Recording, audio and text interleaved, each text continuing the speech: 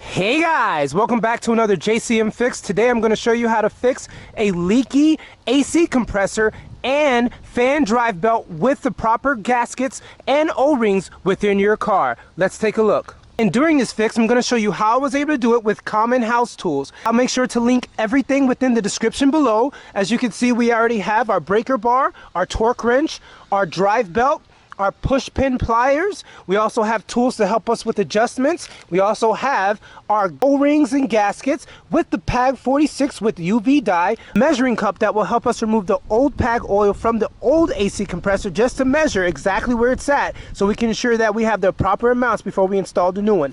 Other than that, we have our DeWalt tools and our actual brand new AC compressor. All right, let's go ahead and take a look. The first thing I'm going to do is just make sure I properly jack up the car to a safe level and use 2 jack stands. Let's do it. Make sure to ensure that your hydraulic jack is set right between the proper jack points. And also ensure that your parking brake is properly applied. I like to ensure that my jack stand is right underneath the cross member. This way it has solid protection. Let's pop the hood. There's a yellow tab down there. Push it. Push up. Just like that. And make sure you guys stick with me all the way through the end of the video, because I definitely will make sure to let you know the link to the next video, which will be the replacement of the condenser core. Just know that anytime your actual AC compressor has failure issues, you definitely want to make sure you always change out the condenser, because you never know if there's any leftover debris that will make its way from the failed compressor all the way through the lines into the actual condenser core. So make sure you watch through the end of the video, where I will link to the next video for the replacement of the condenser core, which I'll remove all of this and the front bumper cover with the air assembly and show you exactly how to do it the right way. Now, because there's no refrigerant left within the compressor because of its current state, there is no need for an AC system flushing to be carried out. So the next thing we're going to do is go ahead and release the tensioner and remove the drive belt from the AC compressor pulley. So as you can see here, I already have this particular bar here, and all I'll do is just pull this bar right here towards the front bumper cover. Once I do that, it'll release the tension, and then I can remove this particular drive belt right here. Alright guys, let's do it. Alright, so keep in mind this is a 3/8 drive. So I'm going to do is just go ahead and pull it just like that.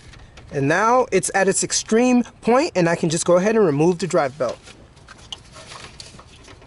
Now it has some slack. Put pressure on it and watch your fingers. And as you can see right down there, the drive belt is now off. Now I can go ahead and release the tension. Now it's time to travel underneath the car and locate the compressor splash shield.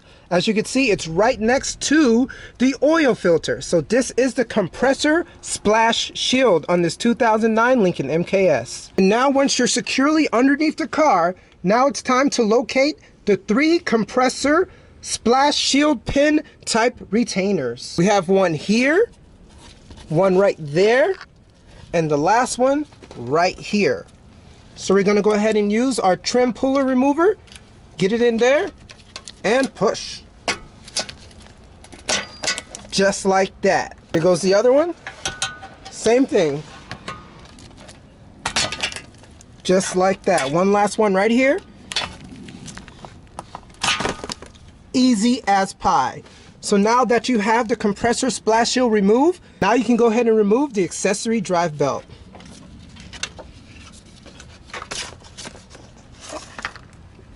It looks like it's still in pretty good condition. Either way, I'll change it out. And now it's time to remove the 2 AC compressor suction and discharge fitting nuts and disconnect the fittings. So we have a 13mm right here and another 13mm right there. As you can see, I already have a deep socket head right on top of the first one. So we're going to remove this 13mm there and this 13mm here, and at the same time we're also going to discard the O-ring seat and the gasket seat. When we reinstall it, we're going to reinstall this to 15 Newton meters, which is only 133 inch-pounds. You could also remove it from the top section if it's easier. Just like that. And we have one. For me, it was easier to get it from the top. And here comes the second one.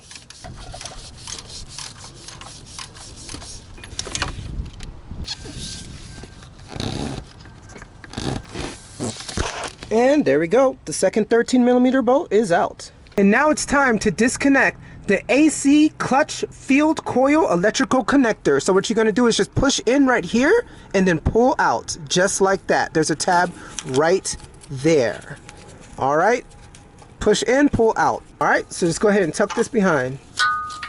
Next, we will remove the AC compressor mounting nut, and this is only 13mm as well. Let's do it. Just like that. Even though it's pretty corroded down here, the nuts are still in good condition. And now we're going to completely loosen the AC compressor mounting stud. Once again, this is a very tight space, so we're going to use a mini ratchet with a 5mm socket head. Let's do it. Just like that. Really easy. All right, once it gets to the end, you're pretty much free to... Just like that. Let it rest right here, and then once we remove all the other bolts, then we'll ensure that we remove it all together. Now it's time to remove the two AC compressor bolts. We have one right here, if you can see it. This is one 13mm AC compressor bolt right there, and the last one right here. This is 13mm, guys, so you can go ahead and remove that, and then you can completely remove your AC compressor. Let's do it. And while removing this first AC compressor bolt, make sure you don't lose this washer that is also on it. And once I remove this particular AC compressor bolt, now it's easier to remove the high and low side portion of the AC lines because it was kind of stuck with this. Then you can go ahead and remove the gaskets and the O-rings. Just like that. Just like that. Okay, you can remove these gaskets. And then you'll be putting new O-rings right in there right before you reinstall it.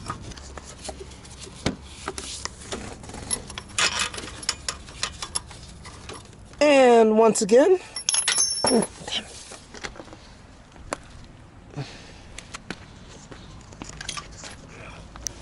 and it was easier for me to remove the second AC compressor bolt from the top side. All right, let's go ahead and remove the compressor.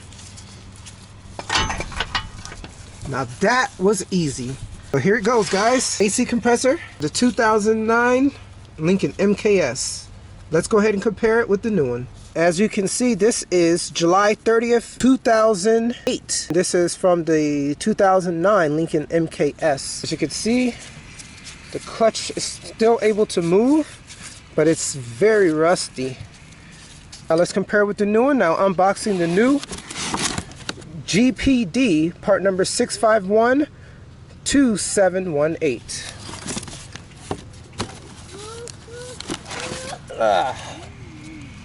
And this clutch is strong. Look at that.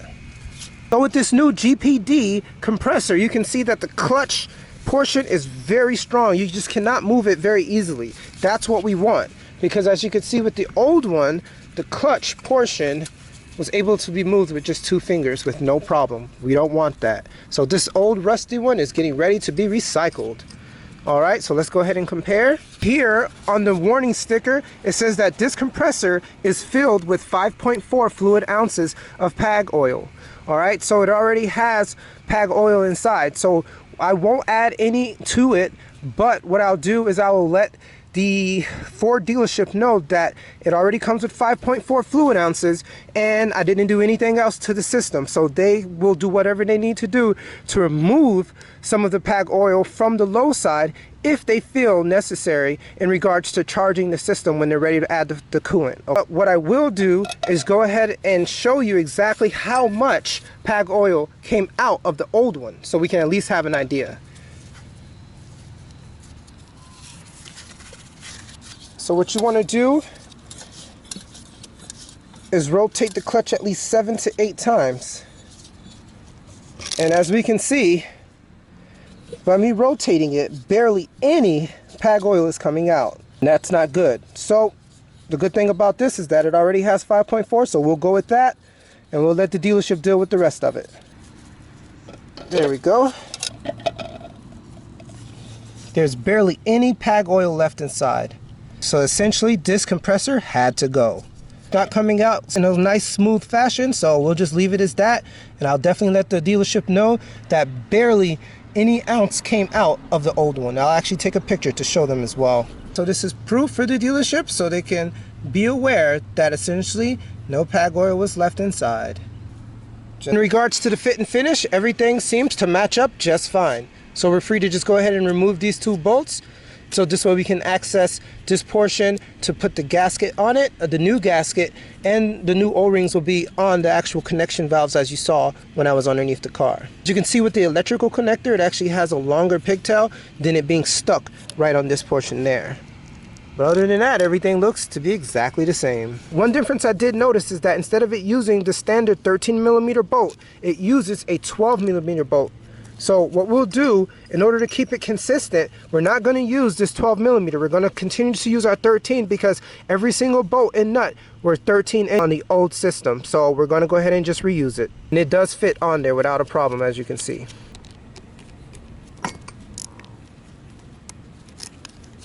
Now we can go ahead and remove our sticker.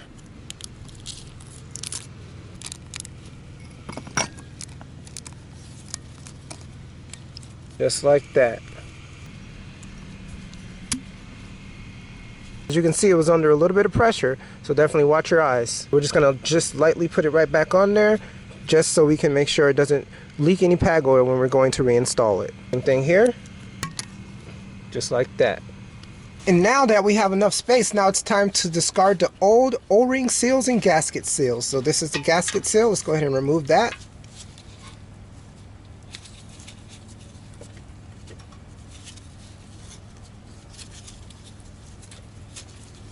And let's do the O-ring as well.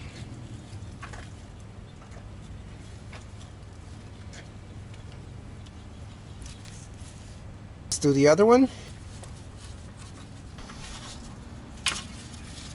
And the O-ring. And keep in mind, this O-ring is smaller than this one.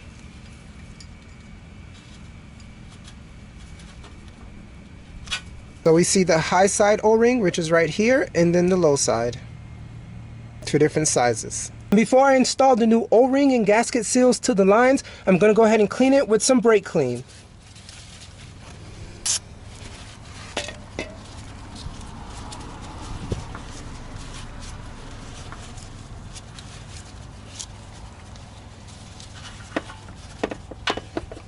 Let's install the gasket seals.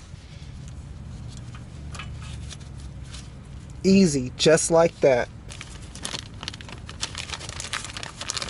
This comes in a set, so you'll have a lot to use. And once again, keep in mind that the high side has a smaller diameter.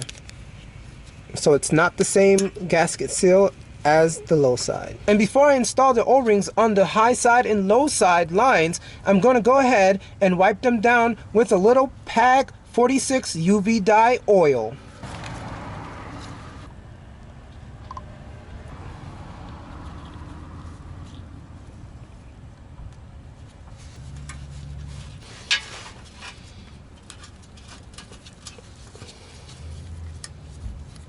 Alright, just go ahead and lube it down with the PAG 46 oil. Now let's do the low side. Just like that. Now it's time to reinstall the AC compressor. To save time, I'll just fast forward this process because it's just doing everything in reverse.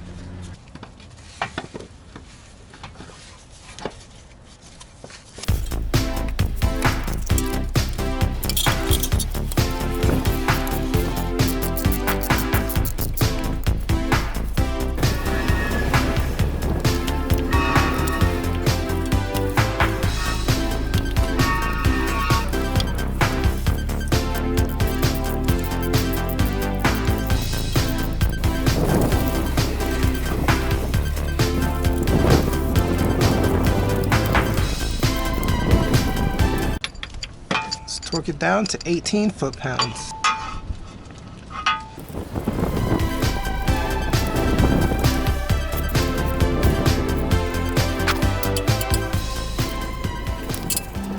Alright, we're going to use this Bando drive belt 6PK1140. Let's go ahead and do it. Real easy. This is how it is installed on the 2009 Lincoln mkS.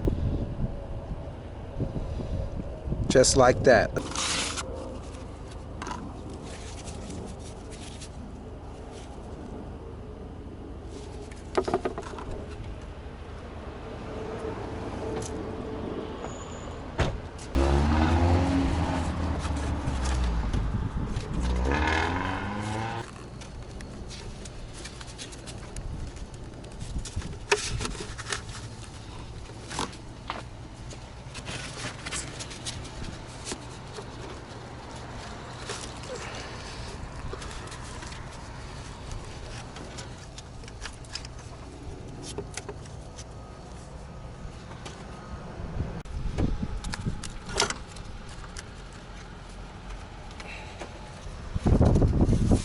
just like that.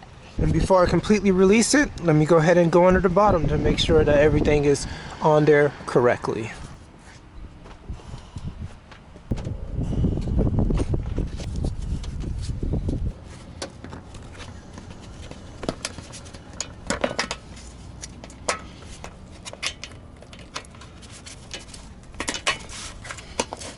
And that completes it for the AC compressor install. Once again, I will bring it to Ford for the full evacuation and recharge of the AC system. But thank you very much for joining me, guys. Don't forget to watch my other videos of the 2009 Lincoln mkS. All right.